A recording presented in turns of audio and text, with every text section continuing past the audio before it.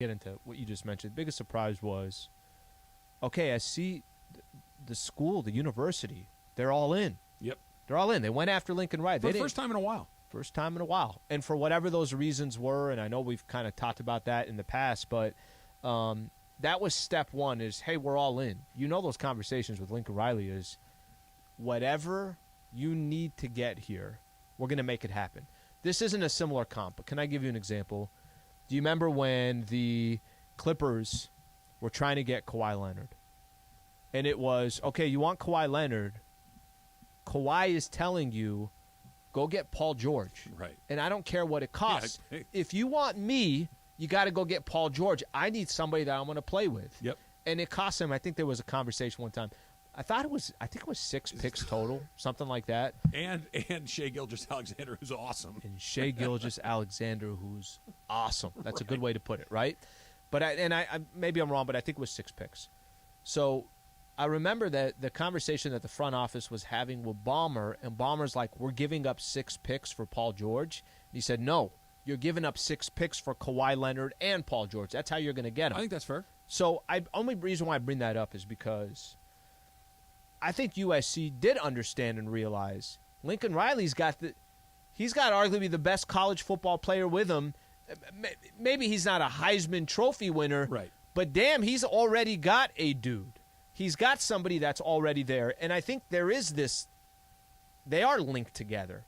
I don't think if you're Caleb Williams and you're kind of just thinking about what's life at Oklahoma after Lincoln Riley's the one. I mean, look at Oklahoma. You're watching it, right? You're seeing it right now. But if the argument is, well, which one is more valuable today?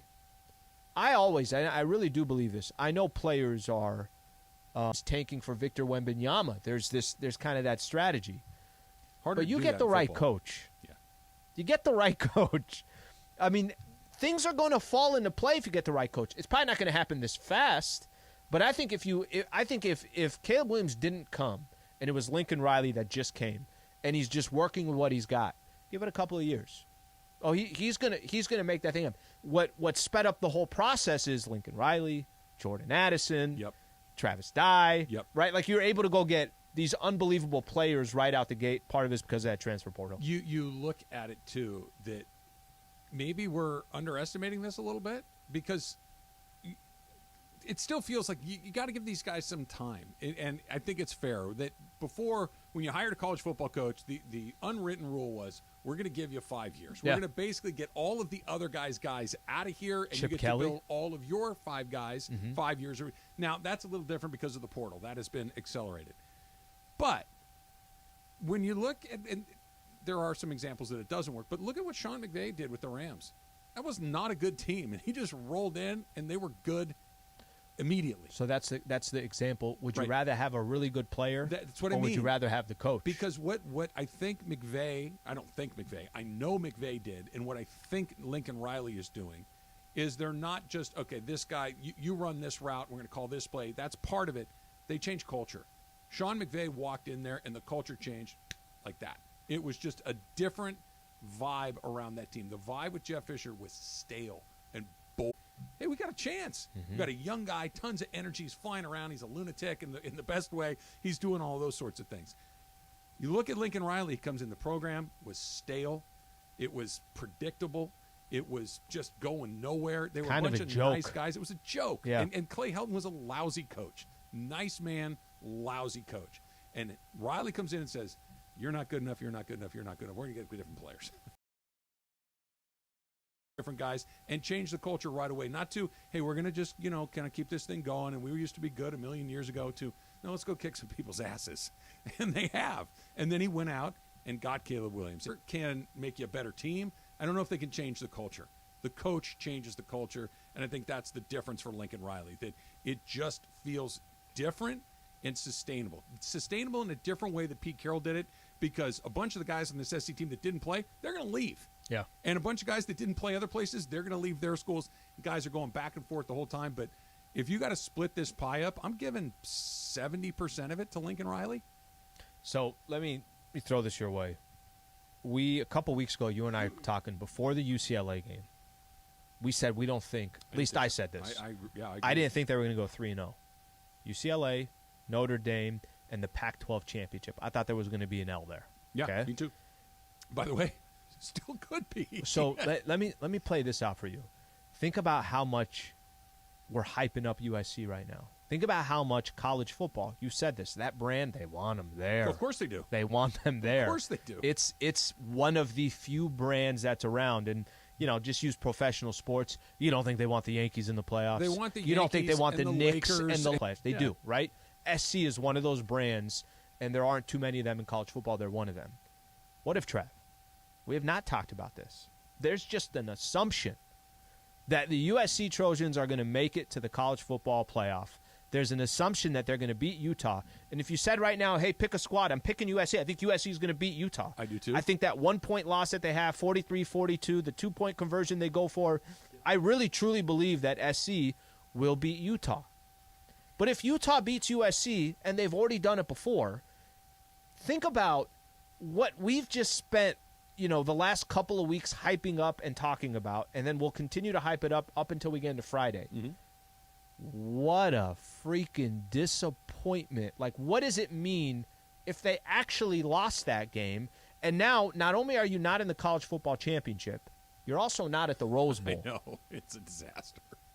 There's a lot riding on Friday. It's huge. And like you said, SC is a 3-point favorite, so that's pick 'em. Yeah, right? that's not an 8-point favorite. Kyle Whittingham, the head coach of Utah, is a really good coach. Mm-hmm. They won this conference last year. He's in the mix year after year after year. This is not new for him. He's done this over and over and over again. He'll be fine. His team will be good. They'll be prepared. They won't turn it over a bunch. They won't have a bunch of dumb penalties. They'll be fine. They're going to give SC a game. I'm with you. I think SC wins, but they might not. And what you said. Okay, we're not in the Final Four. Boo. We're not in the Rose Bowl. Wait, we're going to the Holiday Bowl, really? And the emotional letdown from that will be massive. I agree. In the moment, Caleb Williams is going to win the Heisman Trophy. Mm-hmm. That'll kind of pull it back up a little bit.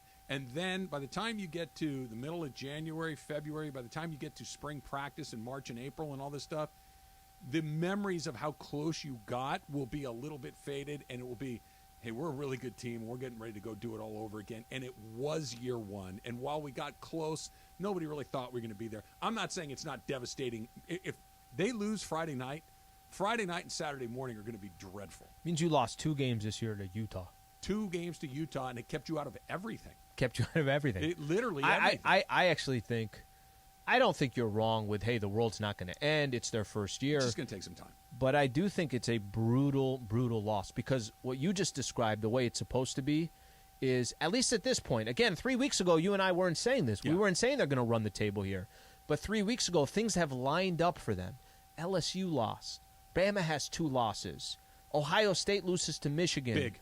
I mean, there's things that we couldn't have predicted a few weeks ago that now, as the sea has parted, it would be devastating if they lose on Friday, because you know what the conversation should be? Everything you're talking about, spring and all that stuff, the conversation now at this point should be, they made it to the college football championship. Now how do you win the whole thing?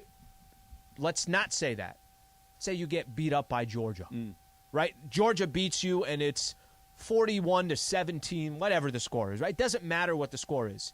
That conversation you're having in spring is, okay, that motivation, Caleb Williams has come back.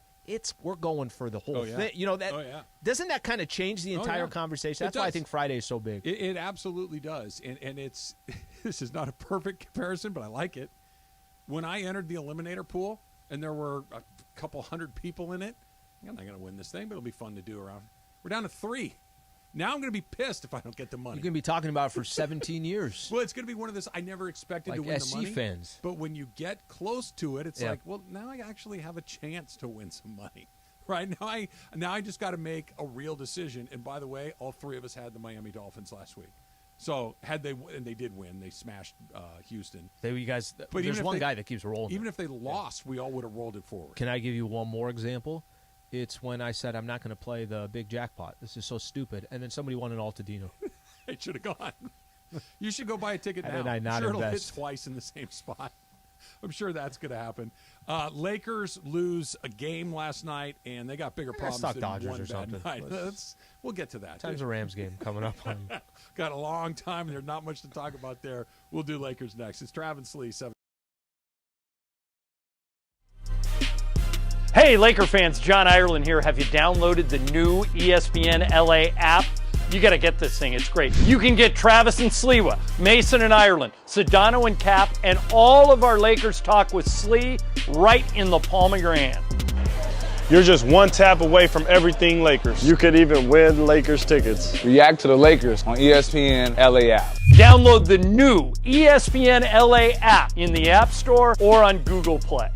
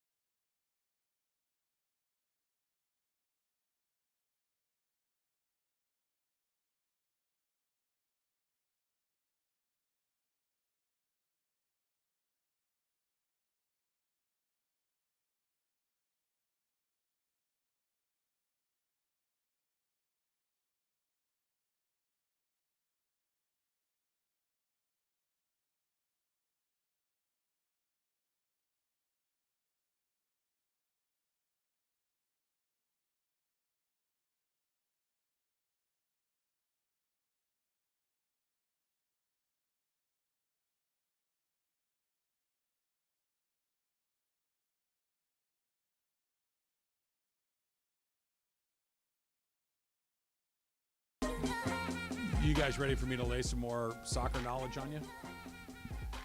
Al?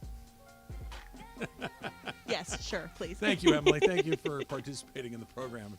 Hey, I'm grateful. Is it good or bad news that the Team USA goalie looks like Cody Bellinger?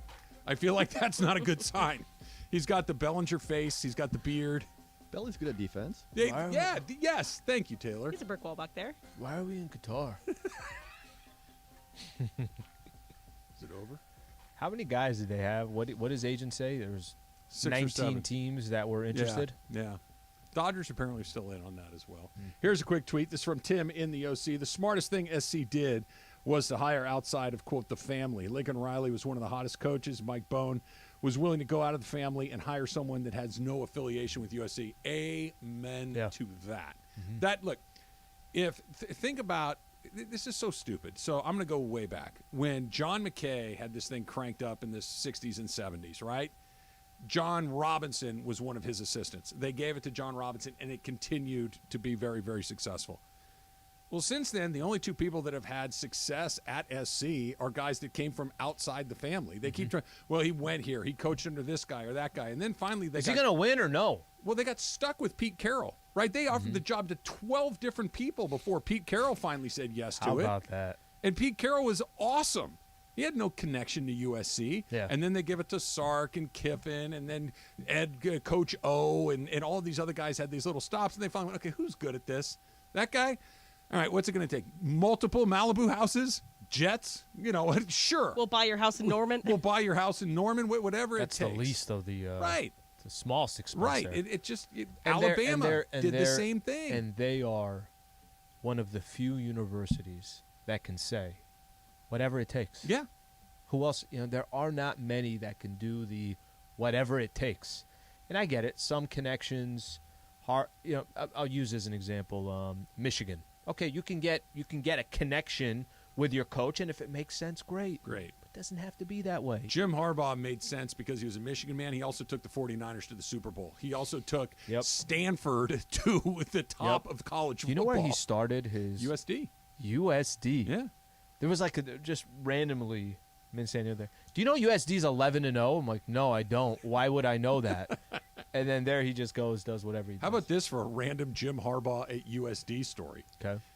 When he was the coach there, I was working for Jim, and Jim Harbaugh, I get a call one day from, I don't know if it's the SID or an assistant coach or something. It's like, hey, Jim wants to come on to the smack off with you guys. I'm like, whoa. Jim who? It's like Jim Harbaugh, our coach. I'm like, Jim Harbaugh's the coach at and Harbaugh, I think had just been the quarterback at the Chargers, right? He was towards the end of his career. Okay. I don't know if it was the last stop, but I'm like, yeah, that sounds like a great idea. And especially because this was before Stanford, so we didn't know how chippy Jim Harbaugh was. Sure. You just knew he was kind of a fiery player. He came on and did the smack off as the head coach at USD, and he was dreadful. No, I thought he'd be good. No, he was terrible at it. And it's so even better. Fast forward a couple of years where he's running his mouth at Pete Carroll. I'm like, where was this guy? Like, why did this version of Jim Harbaugh? It was at show USC. Up It was at all Catholic school. It was, yeah. So there's your Also, Jim Harbaugh USD story. Speaking of San Diego, Slee, that video of your spread for Thanksgiving looks great, but I'm also transfixed on this mashed potatoes that you had there. They looked great. So fluffy. Mashed potatoes weren't bad. Oof, Where did you but put it looks that? great. It's so I just sent you a video probably 5 minutes ago. Oh, okay. Yeah, I couldn't find my phone during Thanksgiving, but I had my girl's phone. She said, put it in your pocket. And then I took video of all the food spread, right? The Thanksgiving spread. And then by the time, and she just sent it to me. Oh, okay. So I took it on. I took the food. I took the video of the food on Thanksgiving, and she just sent it to me now. Thank you. You keep talking for a few. Wait, whoa. Feed a million people. Yeah, bro. Is this lasagna? What am I looking at? What do you want me to do with it? You want me to put green bean casserole with that? Is that? I know that. Don't look at me like I'm an idiot. I know this isn't what I'm about to ask. What this is, but what is the thing that looks like fried green tomatoes? So that's just the top layer of it, okay? That right here. Oh, no, that's not tomatoes. No, I know it's not. It's called, what is that? It's called potato chop, and it's potato, and this is fried. What's green in there? Parsley. Oh, okay. And on the inside, there's parsley and ground beef and onions. Yeah, it's amazing. That's how. Yeah, it's amazing. I feel like you really let me down. No. I got to be honest. I feel like you really let me down on all these wonderful things that I would like. Okay, but this is what you should do. How many times do you go down to San Diego? You go see your daughter. Occasionally, yeah. Tell me when you go. All right. We'll go to Elko. We don't need to go. We will go to the Mecca of the Middle Eastern food down in San Diego. We'll go to El Cajon and we'll eat some good Melissa. Yeah, there's a food. lot of stuff. You guys got a lot of food, by the way. Like, that is a lot of food. That's something funny. So, God bless my mom. By the way, can I just point something out real quick? That it took Al wanting to avoid talking about the Lakers for us to finally get a video from him. Like, just showing you photos of childhood. Just look at my yearbook. Hey guys, I got here's a video from Thanksgiving. Send it to the group. No, this was actually one of the few that I wanted to go at the Lakers. So my mom, she's trying to like figure out really good, on Thanksgiving. There's the dining room table, and then there's kind of like the kitchen island, you can call it, right? Mm-hmm. So she's like, I'm going to put all the food there. And I'm telling her, I'm like, I don't think this is a good spot to put it here. We have 50 plus people. There is no, you need like an enter and exit. Like you need two different, you can't enter and then you have to go back the other way to you need exit. traffic flow. Need a traffic flow. Yeah. It was the 405 on 405, Wednesday 101 interchange at 5:30 at my parents' house. It was the 405, 110, every freeway you could think of that collides and whatever it was. People didn't know where to go, and they got to go on that side. It was pretty funny. It looks really, really good. Good job. I'm going to need a more specific description of that thing I asked you about because I didn't hear one single ingredient that I didn't like. By the way, you actually more of don't. that. If you don't want to go to El Cajon, you don't have to. Go to Glendale. Glendale's got a lot of similar food. I want to know what's in that. Call your mother and tell her that I insist on knowing the recipe. I'd like to make that. It's something I'd like to do. Lakers not only blew a big lead last night, 17 points. What'd you say, 9.5 minutes to go? 9.5, 17, up 17. Even, I think, 5 minutes, they're still up 11, somewhere around there. It's the NBA. The other team has pros. Occasionally, you're going to blow a big lead, but that was extreme. It's a bad one. It's a very bad hurt. one. But it's not just that they blew the big lead to me, Al. It's why they blew a big lead. It's how they blew a big lead. The why is they did the park the bus. We'll just hope that the clock runs out, which is a terrible way to do it. There's a shot clock in the NBA, exactly. so you can only do that get to the a ball point. Back. Mm-hmm. But the other part was Anthony Davis only had 2 shots in the fourth quarter. He has to insist on more than that. And LeBron James had a dreadful night and kept jacking up bad shots and kept dribbling until they're 4 ISO or 5. ball. ISO ball all over the place. There wasn't, and Darvin Ham didn't do anything to stop it from happening. It was a player failure. It was a coaching failure. It was a strategic failure. Just across the board, a bad night. Yeah, and I go back to this, and it's funny when you bring up the Anthony Davis. I got to, if I have to pick and choose here, right? You know how this is just natural in sports. You want to point the finger somewhere. Oh, it's his fault. Or it's that person's fault. And when you bring up AD and you say he only took 2 shots, I want to accept what you're saying when you're saying, come on, Al, it's Anthony Davis. Why is a dude only taking 2 shots? I actually have a bigger issue last night. Again, this specific game, how is Bron taking 22 shots and AD is taking 15? Yeah. How is Bron taking most of those shots that were top? He took 10 threes yesterday. Game before on Saturday, I want to say he took 12 threes. Now, he hit 7 of them, but the averages are going to average out. You're not going to go 7 for 12, and 3 of 10 is probably what you're going to shoot in most games that you end up taking 10 threes. Mm-hmm. So as much as I want to look at Anthony Davis, and it's, wow. Iran just missed scoring a goal right there. That would be if this were a baseball game, we'd go to the umpire box to see how close that missed the strike zone by. That looked like it just grazed the outside of the goal let's post. Look at this angle. Oof, that was really close. Anyway, back to the Lakers. You look at the AD portion of it, and I get it, I understand it, but I guess I want something to happen that maybe is not realistic. I want LeBron James to say to himself, AD's the best player on this team. Mm-hmm. That's the baddest man right now in the NBA over these last couple of weeks. That's the best player in the NBA. It is not good for our squad if I take 7 more shots than Anthony Davis. Am I crazy that I want to think that LeBron James, who's never had to deal with this in his career, where he's in his 20th season and probably for the first time in his career, he's not the best player on the Lakers. No, so I would like to see LeBron make that transition. It's like you almost want to see it happen overnight. If we're assigning blame, I think you can give a little bit to everybody, and mainly the guys that we're talking about. But you're going back to vacuum, Alan Sliwa, where in a vacuum, that's what you described should happen. Yeah. But the reason LeBron James is because he has belief in himself beyond the normal that you have in you. What'd you say? Since he was 15, he's been right. Since the time he's been a junior in high school, he's been the best basketball player in the world, or damn near it. Mm-hmm. He has not walked into a gym from the time that he's probably been 10, where he wasn't the best player in the gym. Mm-hmm. There might be one or two that were nearly as good as him, or maybe equal to, but nobody's been better. So for all of a sudden, one night go, you know what? AD's better. Guys, it doesn't work like that. It's going to take a long time for that to go on. That's why Anthony Davis needs to be the one. And I'm not saying that's exclusively AD's fault, but Anthony Davis needs to be the one like, dude, you can't make a shot tonight. I haven't missed in 2 weeks. How about we run it through me tonight? Shaq would have done that. It doesn't mean he doesn't that have the pull of Shaq, though. I mean, he kind of owes LeBron his success in a way. So how's he supposed to be? You're not wrong, Taylor, but this is the part of being a great player. This is the part of taking your game to the next level.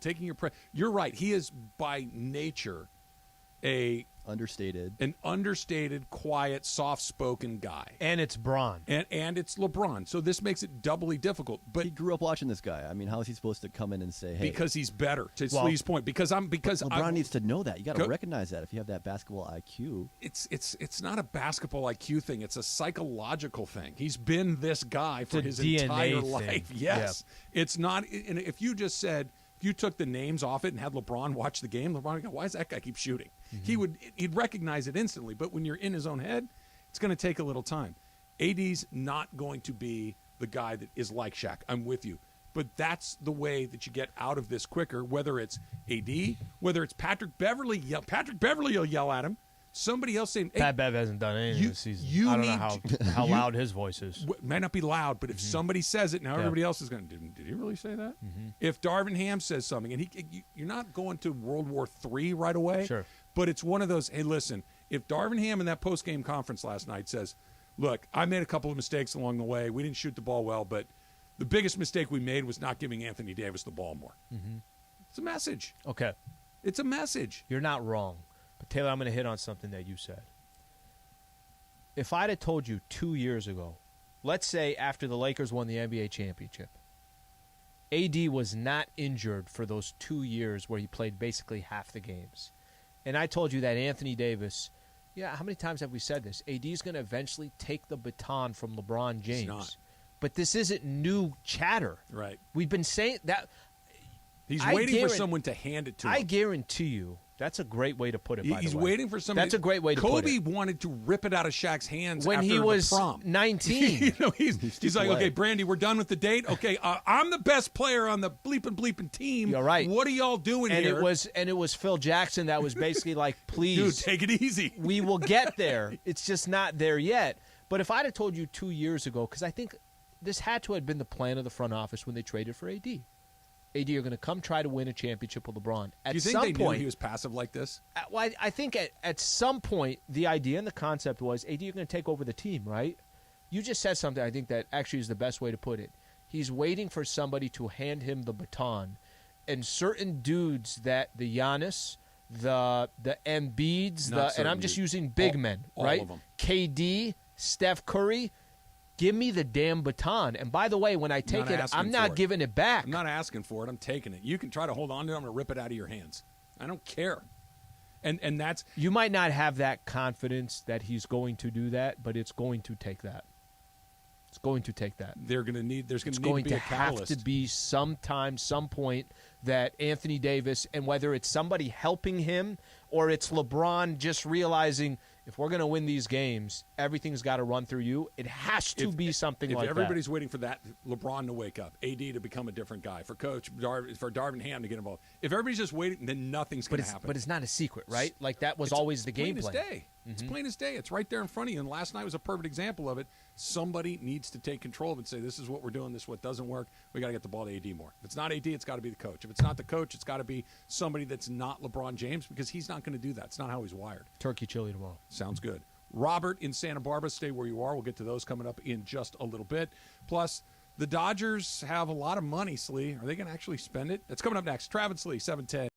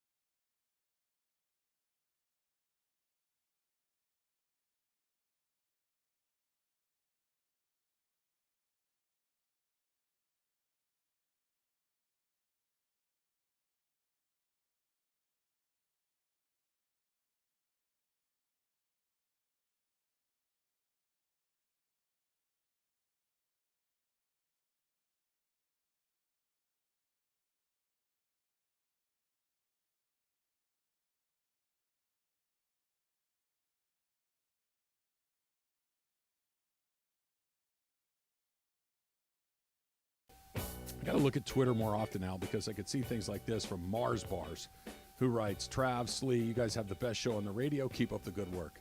This is what social media should be for. More of that. Just telling us how awesome we are. 100% we're top 5 here. 100%.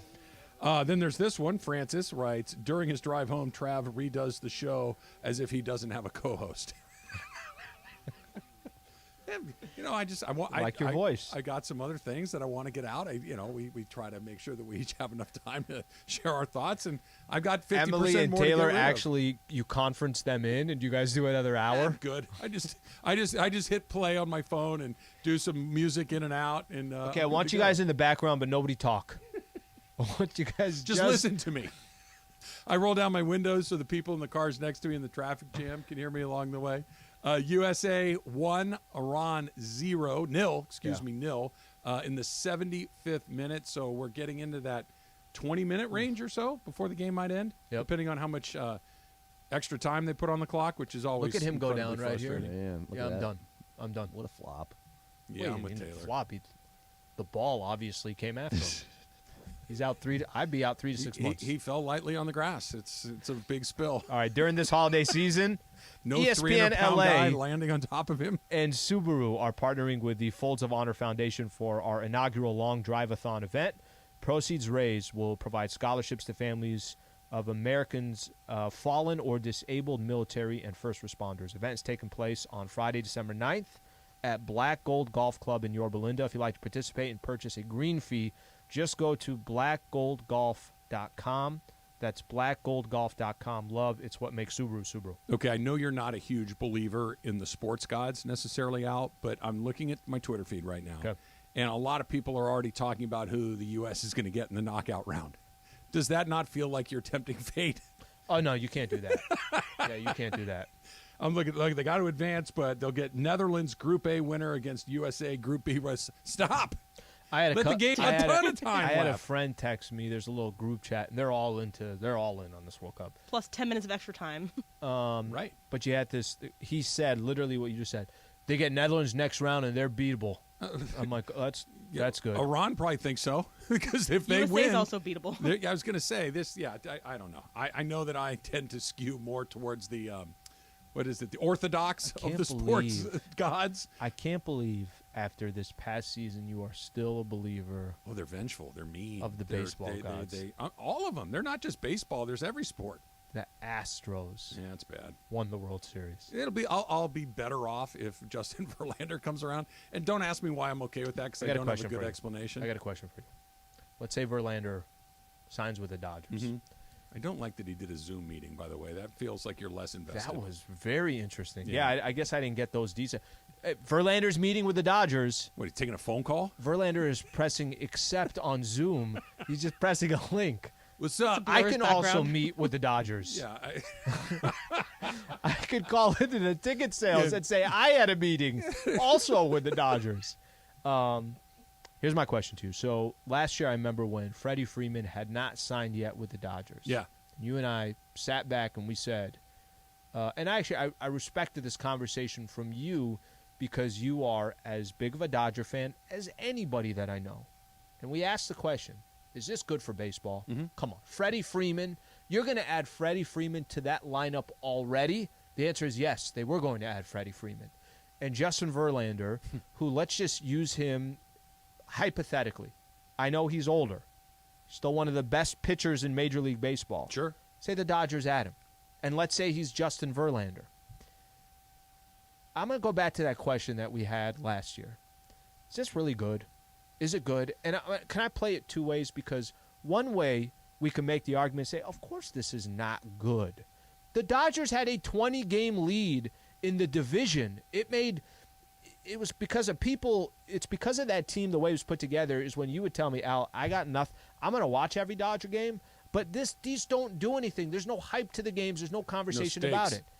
However, it's still, the Dodgers are a perfect example, does not guarantee you anything in baseball because they got one over all this success that they've had, and yes, 60-game season, all that other stuff. So I think the answer to the question is it's bad for baseball if you are not the Cubs, the Yankees, the Red Sox, the Braves, the Phillies, the Angels, the Giants. There's probably 12 or 14 teams that are actually kind of in it. If you're one of the other 16 or 18 teams that's not, it's terrible for you. If you're the Oakland A's and you see that, it's like, what are we even doing here? Why even play? Right. If you're the I don't know, The Reds. The Reds, it's like, what am I supposed to do? We can't beat them over the course of a season. What it doesn't do is guarantee anybody a chance to win a World Series. It just doesn't. We've seen it over and over and over again. The team with the best roster does not win the World Series very often. Occasionally, you can make an argument that the Astros had one of the best rosters, so they got it done. Good for them. It could guarantee you to be in the mix. It guarantees you a seat at the table, and that's it.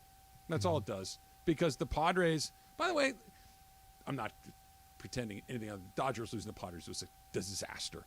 Padres are a pretty good team. But so the Padres have a seat at the table. I'd be really surprised if the Padres weren't in the postseason again next year. Really surprised. They're really good. Yeah, I agree with you. They've got really good players. They've got a manager that knows what he's doing. They've got a front office that's aggressive in acquiring players. So it's bad if Verlander just ping-pongs between the Astros and the Dodgers and the Yankees or Garrett Cole. The Mets. The second Garrett Cole is off of the grid in Pittsburgh, which is where he got drafted and pitched really well. Now it's Houston, it's the Yankees, and Scherzer goes to the Mets. If we have an 8-team league, it's bad for baseball. But it doesn't mean anybody's winning the World Series. Yeah, I sit here, if I just use, and I'm not going to use the Padres as an example, but the Padres would typically be a good example. They just happen to go through a little stretch where they're actually spending some money and they look competitive. They spend a lot of money. Right? But that's not... And a lot of capital, too. That's not typical of the San Diego Padres. But if I'm another team, if I'm the Rockies or if I'm the...